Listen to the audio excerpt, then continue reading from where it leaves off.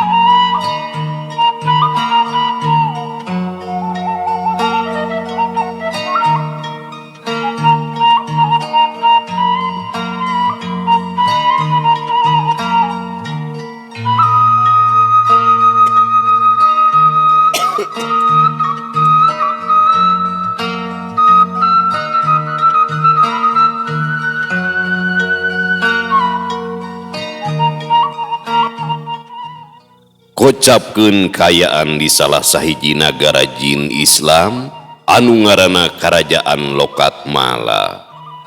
Ari nagara Lokatmala pernahna di Gunung Kembar atau sok pada nyebut Gunung Ratu.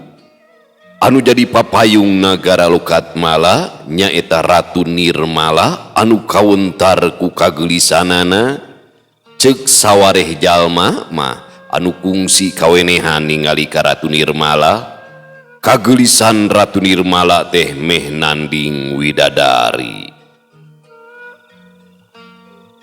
Zaman bihari Ratu Nirmala kaceluk Ratu Somea teu boleh galeh-geh kasing sahabai oge estu mata kayung-yun keur geulis teh amis budi bear marahmai akur kasasaha. Nepi ka hiji waktu Ratu Nirmala kalengitan mustika ajining rasa. Marengan leungitna eta mustika Ratu Nirmala jadi robah pasipatanana. Anu bihari kaceluk Somea teh ngadadak jadi galak gede amek. Anu baheula kawentar galeh-geh bear budi kiwari jadi judes telenges bubudian baketut hasem. Patihna Ratu Nirmala nyaeta Nyimas Talaga remen pisan kabarerang jadi gesan panemeulehan ka keheul Ratu Nirmala.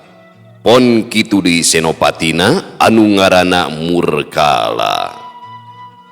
Sarua deui Senopatina anu ngaranna Murkala teh mineng dicarekan seubeuh dijejeleh ku Ratu Nirmala samangsa inyana manggih karungsing komo keur menstruasi mah kurobahna sifat Ratu Nirmala loba pangagung anu ngarasa keung samangsa diangkir ku Ratu Nirmala ka karaton.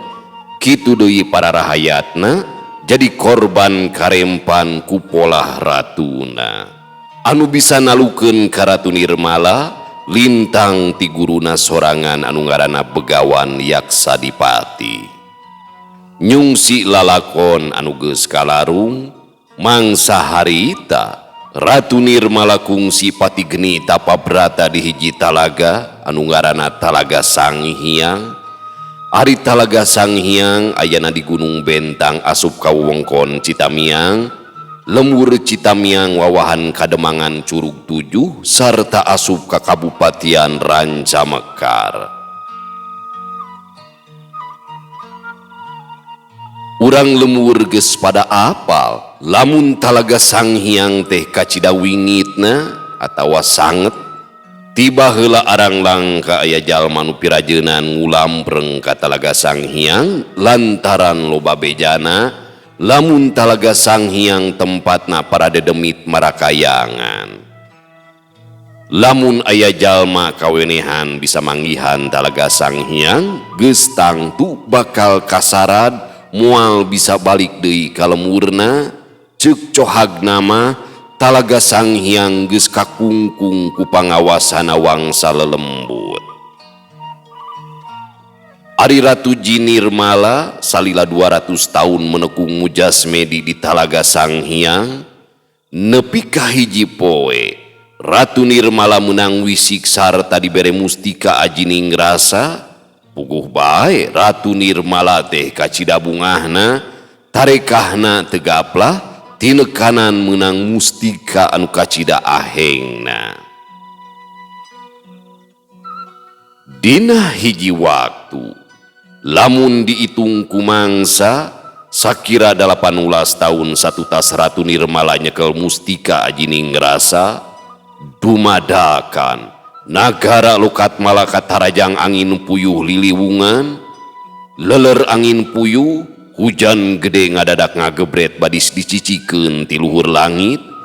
Kilat pating kolenyai disusul ku pating jelegurna sora guludug. Kaayaan jadi mata keung.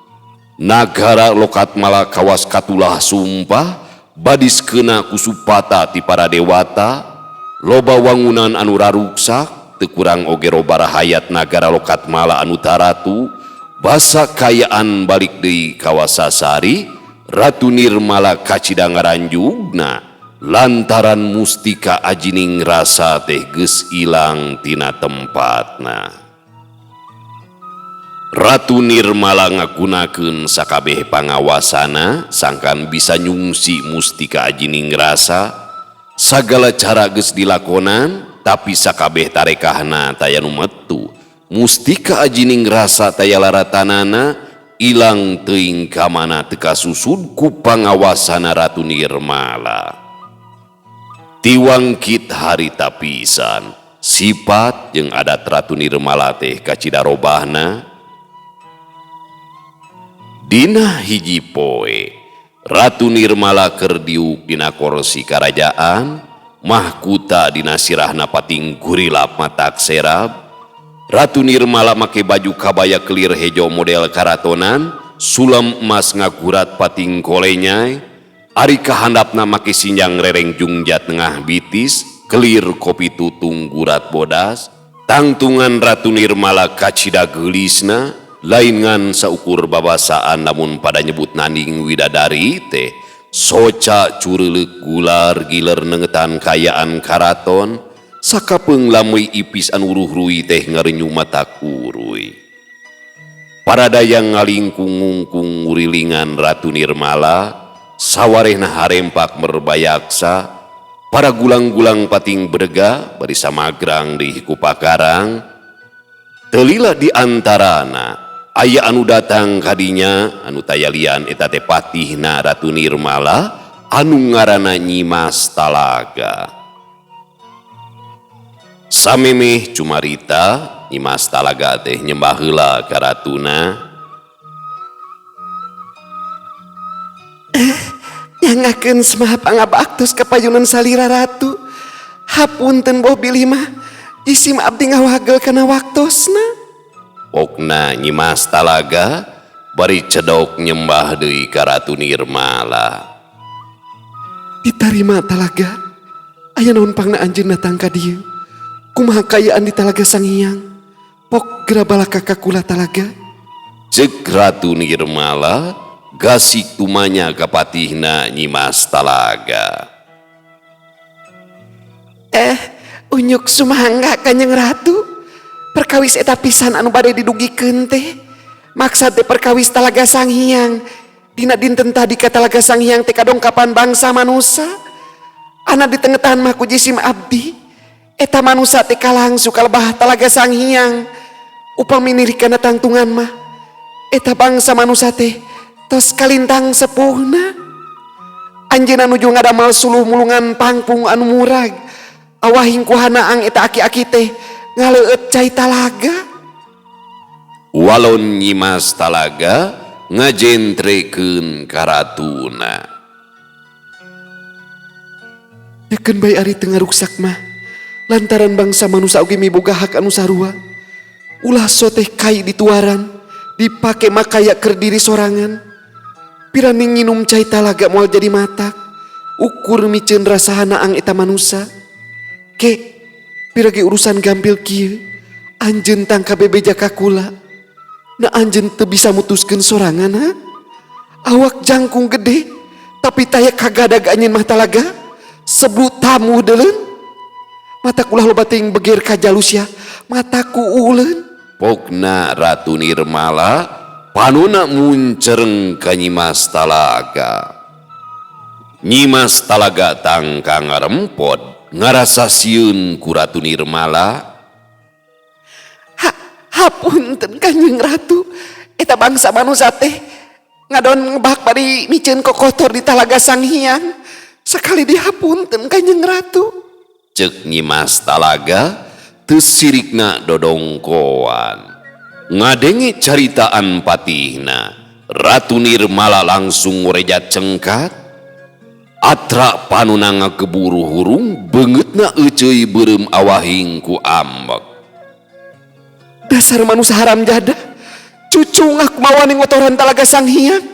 Heh, Talaga, na ari sia kadon ngajerog ha? Lamun sakiran aya bangsa manusia anu kumawani ngotoran Talaga Sang Hyang, podaran di dinya kene. Sia naon gawe Talaga? Sia geus bosen jadi pati?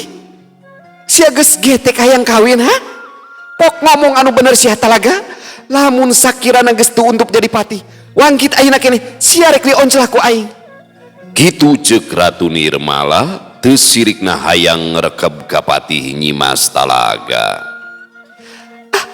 Ampun Kanjeng Ratu, sanes abdi teu wantun ngahukuman ka eta manusia, namun asar ragab teu wasa ningalna. Pokna Nyimas Talaga bari ngadareg-deg. Baruk dedengian teh teu wasa ningalina. Ke asar ragab kumaha maksud maneh teh Talaga? Jentrekeun sing bener ka aing, bisi dirakrak eta sungut teh. Ceuk Ratu Nirmala deui bari popolotot ka Nyimas Talaga. Sumuhun Kanjeng Ratu. Maksudna eta manusia teh bulucun janten katinggal sagala rupina. Jaba ulah alit. Jaba sagede cengik.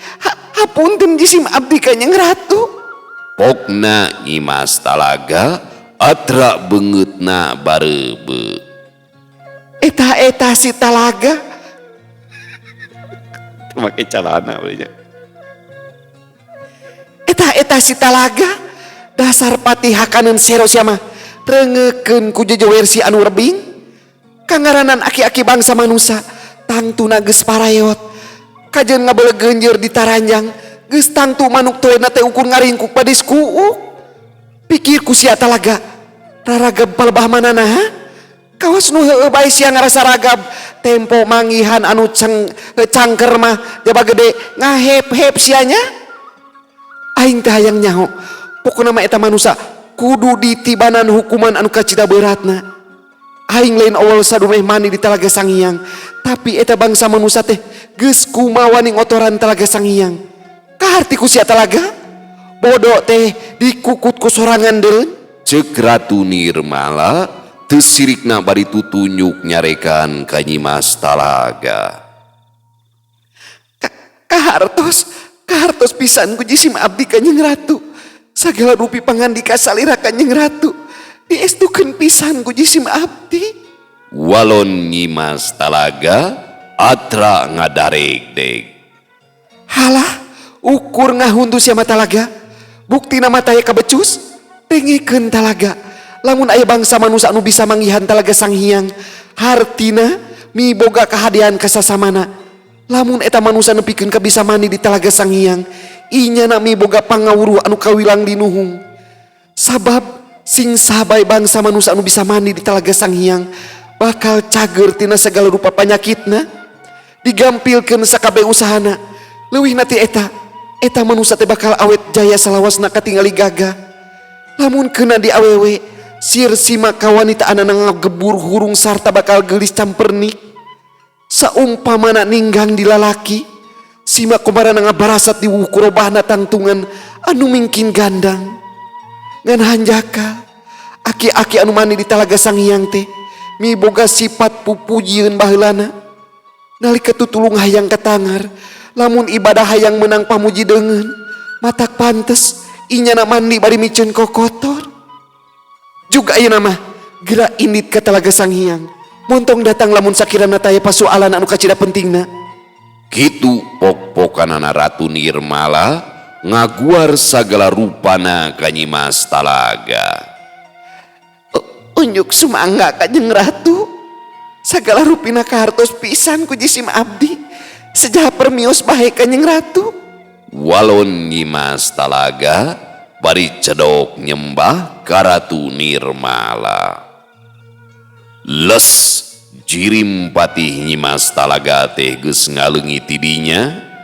Teulila di antarana jirim Ratu Nirmala oge geus ngiles di karaton nagara Lokatmala.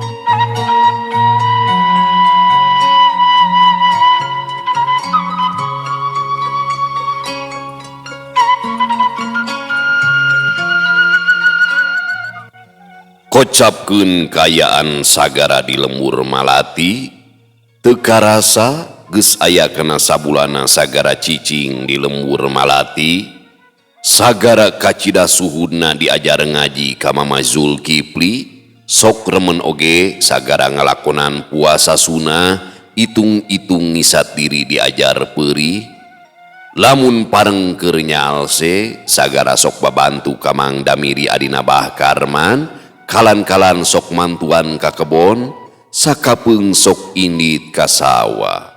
Berkah sagara bisa mopohokeun ka nyeri batina, teu melengek teuing inget wae ka Enden Lastari. Jadi dina carita sata acana sagara teh gaduh bebene anak gegeden nya balawargi, anak menak, anak bupati meureunnan gitu nya. Ngan hanyakal ku kolotna dijodohkeun ka batur. Jadi sedih akhirna masantren we kitu. Ari Mama Zulkifli hiji sepuh anu linuhung jembar ku panalar, pada ngajenan ku para pangagung, pada mika ajrih ku urang lembur, sanajan miboga murid ukur puluhan, tapi pasantren Mama Zulkifli teh geus kajojo ka unggal lemur, lian ti ngawurukan ngaos teh Mama Zulkifli oge ngajarkeun ilmu pangawuruh anu sanesna, teu aneh lamun muridna Mama Zulkifli miboga kaparigelan dina widangna sewang-sewangan. Dina hiji waktu sakira wanci haneut moyan, sagara keur leumpang bari manggul sundung, inya narek ngarit ka palebah walungan Cimunjul. Ari Mang Damiri boga ingon-ingon embe anu kawilang loba aya kana ulasna. Telila di antarana sagara geus anjog ka sisi walungan Cimunjul, lebah dinyama jujukutanana kacida hejona jeung jarangkung. Geus ruk bae sagara ngarit, jujukutan anu diari teh ukur sasimpreng lantaran aritna kacida seukeutna. Heuleut sawatara waktu, sundung meh ampir pinuh, kari nambahan saeutik deui, sagara nanggung sundungna boga maksud rek minuhan di behlande. Kareke ngecagkeun sundungna juga aya opat lalaki pating carga ka hareupeun sagara. Uguh bae sagara ngarasa reuas panuna nyidikeun kanu anyar datang. Lamun ningali kana tangtungan mah lalaki anu opatan teh umurna moal geseh jauh ti sagara. Silaing nu ngaranna sagara ha? Pokna lalaki anu peungeutna prenges gasik tumanya ka sagara. Bener pisan, ngaran kuring sagara. Aya perkara naon ieu teh? Rarasaan mah kuring teu boga urusan jeung anjeun. Walon sagara kacida tatagna. Anu opatan silih reret jeung pada baturna bari silih kiceupan. Pok deui si perenges teh nyarita. Memang bener, si laing jeung dewek teh urusan sagara. Tapi si laing jeung Raden Cakra geus tangtu aya patalina. Bisi si laing hayang apal. Dewek jeung musejena badegana si Raden Cakra kaharti Gus laing sagara. Sagara tangka ngaranjuk teu boga panyangka lamun anu opatan teh baladna Raden Cakra.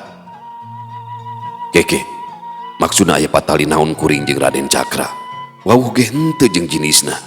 Hampura kuring keur ngarit bisi ka buru-burit manten karunya embe hayang nyatu. Ceuk sagara deui horeameun adu renyom jeung jalma anu teu wawu. Ngajedog sia teu sopan deui ngalakuan teh. Kapan nyaho dewek teh keur nyarita ka si laing? Pokna si perenges kacida garihalna. Har, naon urusanana? Kapan kuring mah taya urusan jeung anjeun? Sumawana jeung Raden Cakra mah taya patula patalina. Anjeun salah jalma lur. Kuring mah ukur jalma cacak kuricakan. Moal teuing bisa wano jeung pangagung. Ceuk sagara taya kagimir sabab teu rumasaeun kung si nyieun codeka. Montong dibawa ngabacot jalma hamileung mah cuma bae ka bau-bau sungut. Urang hapuk we jalma kieu mah tuman lah. Kalah karasaan ku tangkurakna. Ceuk salah saurang baturna si perenges anu awakna kuru. Sagara, pokna bejakeun ka dewek. Di mana disumputkeun si Enden Lastari? ngaku salamet, lamun teu ngaku kari balitungan bae kana umur si lain. Ceuk si perenges bari ngakilirkeun perah bedogna. Ngadenge kekecapan si perenges, sagara ngaranjuk geus teu gue lamun Den Lastari teh ngejati imahna. Gisilah, tong gagabah di nyarita teh. Na dikirana dewek tukang maling pamajikan batur. Kade jaga ucapan teh, bisi bekas nyalahan ke. Ceuk sagara kacida tandesna. Sagara ngarasa tugenah dituding geus nyumputkeun Den Lastari. Bah, dewek moal mungkin nuduh tanpa bukti deuleun. Raden Cakra apaleun lamun si lain jeung Den Lastari aya hubungan. Si lain apal ka Mang Ahmad. Rusia si lain jeung Den Lastari geus kaboker moal bisa mungkir deui. Sok, rek ngomong naon deui sia sagara. Ayeuna mah gancang gerang aku. Di mana Den Lastari teh ha? Sok geura balaka bisi dewek kaburu kapoekan. Kitu ceuk si perenges keukeuh bae boga angkeuhan lamun Den Lastari dibawa ku sagara. Dewek rumah sakung si hahadean jeung Den Lastari. Tapi cadu teuing pikeun dewek mah kudu maling pamajikan batur. Tong gampang nuduh atuh tanpa karena aya bukti anu kuat. Bisi si lain teu geunah panasaran. Hayu urang idit ka Mama Zulkifli ngarah jentrek sagala rupana. Pokna sagara geus mimiti ka hudang nafsuna. Minggeus Kang Tablo, adon hantem bae di bawah bacetot. Karena ge garong atuh di mana teuing daek ngaku. Ngakuna bangsat mah disiksa heula nepikeun ka setengah modar. Kakarek we jinisna balaka. Ceuk baturna deui bari panuna muncereng ka sagara. Jadi si lain opatan datang ka dieu teh dek ngajak ribut ka dewek. Pikeun si sagara satungtung aya dina bebeneran mah cadu teuing kudu ngejat. Dewek teu suka didoni ku sira lain. Pajar dewek ngabadog bikang batur. Abong sungut di wungkul eta tetulangan. Asa ku rarangut teuing sia ngajablog teh. Ceuk sagara deui nafsuna geus ngagidir. Sing saha bae oge geus tangtu bakal nyegag lamun dituduh teu pupuguh pajar geus maling pamajikan batur. Setan Allah sugan mah ngabacot teh janji calah ngapsia. Sugan kudu kieu ya si lain mah. Sagara. Ceuk baturna si perenges paringan sakilat ngahambatkeun peureupna rek ngababuk gado sagara. Sagara anu memang geus waspada teh anggalna inyana ngageserkeun awakna ka gigir. Plos peureub ukur ngakan angin ngaliwat ka gigireun sagara. Dina gerakan anu kacida gancangna talapungan sagara teh geus ngahapuk manten suku musuhna. Judak. Baturna si perengges ngagero inyana ngacarik jeug meh-mehan ti kusruk. Jeng baturna si perengges anu duaan deui jungjleung hareupeun sagara. Yo bareng duanana pating salebrut narajang ka sagara. Sagara gancang nyurungkeun sundungna pikeun ngahalangan panarajang lawan. Puguh bae dua musuhna pating rarengkog kahalangan ku sundung anu pinuh ku jukut. Teu nyahoan si perengges luncat bari dua leungeun ngarang kadak anu maksudna marek ngaranggem beheung sagara ngan sagara gentak jingkrak ka gigir miceun panarajang lawan. Jubrod tonggong sagara aya nu najong dibongohan ku baturna si perengges anu tadi ditajong ku sagara. Awak sagara nyolontod ka hareup sabab sukuna tacan panceg basa miceun panarajang si perengges. Hiu jubrod gado sagara kabenangan ditajong ku si perengges. Lengak atuh sagara tangka ngalengak gadona asa coplok. Jarig jeug sagara ngajarig jeug ka tukang ampir-ampiran ngajengkang. Jubrod tenggulan teu sirikna pating jelebet ngahanca beungeut sagara. Aduh ceuk sagara ngagero. Cukang irungna asa potong getih geus bulaweran tina liang irungna. Hiup jelebet peureub buleud si perengges teh ngahapuk puhuceul di sagara. Leng sirah sagara asa ngubeng dedengeanana pating jelengeng. Koleang pluk antuk nama sagara rubuh teu menyat deui. sugan teh gede kawan teh gablek pangabisa si kunyuk laun teh teh lah taya kagadag si bangsat kubuk teh nyaw kieu mah ku aing sorangan ge kauntup atuh. Pokna si Perenges bari ngajeleng. Kang Tablu urang kudu gagancangan ngejat di dieu tuh tingali aya sababaraha urang lemur keur laleumpang kalebah dieu. Cek baturna si Perenges anu miboga ngaran Tablu. Uluh nya bae dawang cilaka kaya kieu mah bakal jadi urusan gede ya lamun urang obatan katohian geus nyiksa si Sagara kudu kumaha nya urang lemur bisi kaburu anyuk mante ya. Walon si Tablu ngarasa reuas inggis katohian ku urang lembur. Nya ngarah urang selamat mah sarta taya tapakna anu bisa kasusud si Sagara urang kunclungkeun ka walungan mumpung caina keur ngaguli dak ye. Cek si Daweng bari panuna rurat reret nengetan kayaan di dinya. Si Tabu jeung dua baturna ukur silih reret ngarasa sieun jeung tagiwur. Nah kadon pating hariul bade sebedul ieu teh sok bisa kaburu katohian manten geura. Cek si Daweng sarua geus ngarasa tagiwur.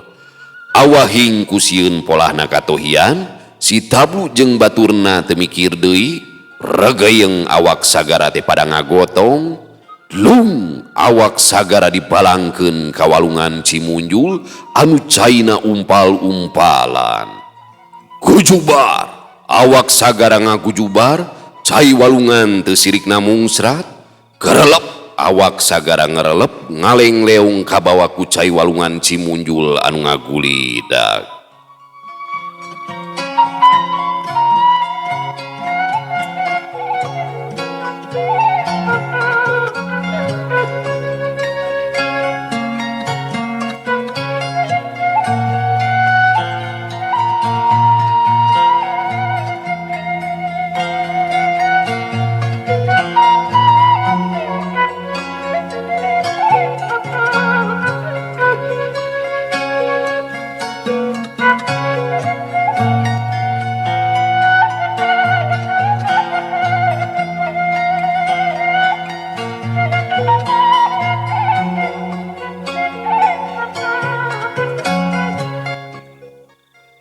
Tekung silila ti harita urang lemur teh geus nepi ka palebah si Daweng. Euleuh pamiarsa sadayana waktosna parantos teu nyekapan deui. Cag urang tuna dihanjuang siang urang teuneun dihaneuleum sieum paranti nyokot ninggalkeun mangsa datang kasampeur deui. Wallahu muwaffiq ila aqwamit thoriq. Wassalamualaikum warahmatullahi wabarakatuh.